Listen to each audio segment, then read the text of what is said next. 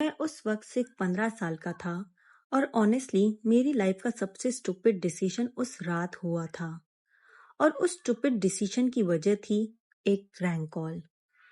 ये incident summer vacation के during हुआ था।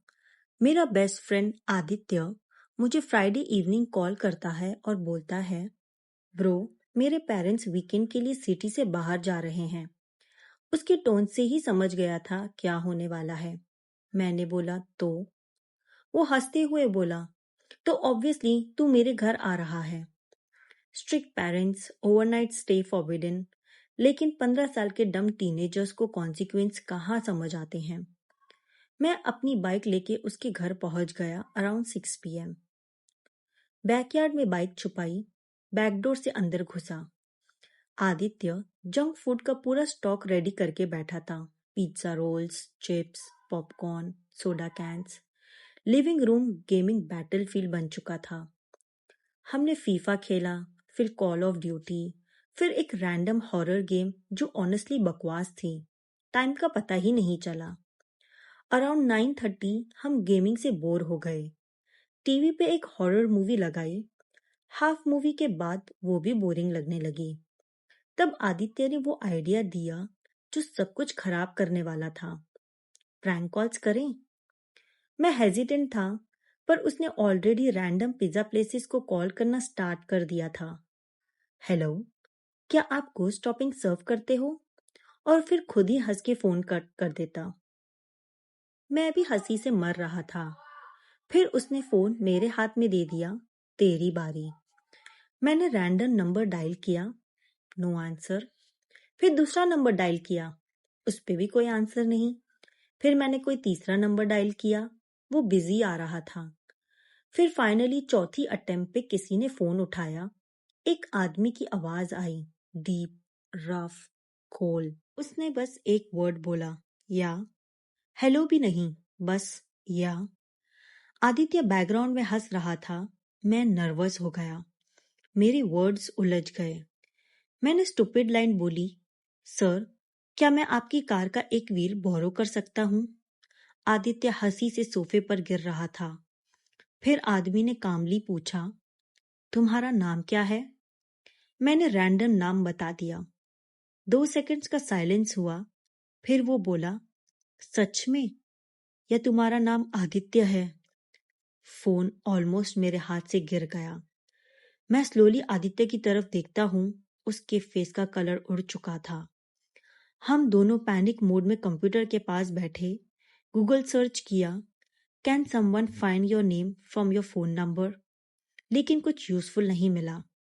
फिर हम अपनी हॉरर मूवी कंटिन्यू करने लगे। अराउंड 11 PM मूवी चल रही थी और प्रैंक कॉल का इंसिडेंट हम ऑलमोस्ट भूल चुके थे। तभी फ्रंट डोर खुलने की आवाज़ आई। हम दोनों फ्रीज हो गए। टीवी की आवाज़ म्यूट की। देखा तो फ्रंट डोर हैंडल घूमने लगा, लॉक की वजह से, लेकिन डोर ओपन नहीं हुआ। मैं स्लोली विंडो के पास गया, ब्लाइंड्स हल्का सा ओपन किया और जो मैंने देखा, मेरी बॉडी नम हो गई। एक बहुत लंबा आदमी फ्रंट पोर्च पे खड़ा था, कंप्लीटली स्टिल, और डायरेक्टली मेरी तरफ देखा। बैकयार्ड गेट खुलने की आवाज़ आई। आदित्य पैनिक में बोला, ब्रो, बैकडोर लॉक है ना? मेरा स्टमक ड्रॉप हो गया। मैं भूल गया था बैकडोर अनलॉक था। और फिर वो घर के अंदर आ गया। हम दोनों ऊपर बेडरूम में भागे, बेड के नीचे छुप गए। वो घर में घुस चुका था। उसके फुटस्टेप्स की आवाज़ आ रही थी। उसने नीचे के हर रूम चेक किया और फिर ऊपर बेडरूम की तरफ आ गया। उसने क्लोसेट खोला। फिर वो बेड के पास उसके फुटस्टेप्स रुक गए। Complete silence. आदित्य की सांसें तेज चल रही थी। मैंने उसका माउथ अपने हाथों से कवर कर दिया। और फिर बेड स्कर्ट वायलेंटली उठी। आदित्य को पैर से खींच लिया गया। उसकी स्क्रीम आज भी नाइटमेयर्स में सुनाई देती है। मैं शॉक में जम गया।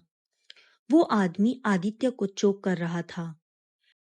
वो उसे पीछे से पकड़ा हुआ था। मैंने नाइटस्टैंड के पास एक नाइफ देखी और फिर मैंने उसे उठाया और उसके बैग में घुसा दिया। वो आदमी बहुत जोर से चिल्लाया और उसने आदित्य को छोड़ दिया। हम दोनों घर से भाग गए और वुड्स के अंदर बुशेस के पीछे छुप गए। हमने देखा कि वो आदमी ने हमें देख लिया और फिर वो हमारे डायरेक्शन में चलकर आ रहा था। आदित्य घबरा कर बोला, रन। फिर हम दोनों जंगल की तरफ भागने लगे। ब्रांचेस टूट रही थी, फुटस्टेप्स क्लोजर आ रहे थे। फिर एकदम साइलेंस हो गया। वो आदमी दूसरे डायरेक्शन में चले गया। हमने ये देखते ही घर की तरफ लौट गए और घर जाकर अंदर से दरवाजा बंद कर दिया। घर जाते ही हमने सबसे पहले पुलिस को कॉल किया। पुलिस हमारे घर आई। मैंने और आदित्य ने सारा इंसिडेंट पुलिस को बताया, प्रैंक कॉल से लेकर उस आदमी को नाइफ मारने तक। पुलिस को नाइफ पे उस आदमी का खून मिला और उन्होंने इन्वेस्टिगेशन शुरू कर दी। कई दिन तक इन्वेस्टिगेशन चलता रहा, बट उस आदमी का कोई पता ना चला। लेकिन हमें एक लेसन मिला, कभी भी रैंडम नंबर्स पर प्रैंक कॉल्स मत करना, क्योंकि कभी कभी फोन के दूसरे साइड गलत इंसान होता है और कभी कभी वो तुम्हें ढूंढ लेता है।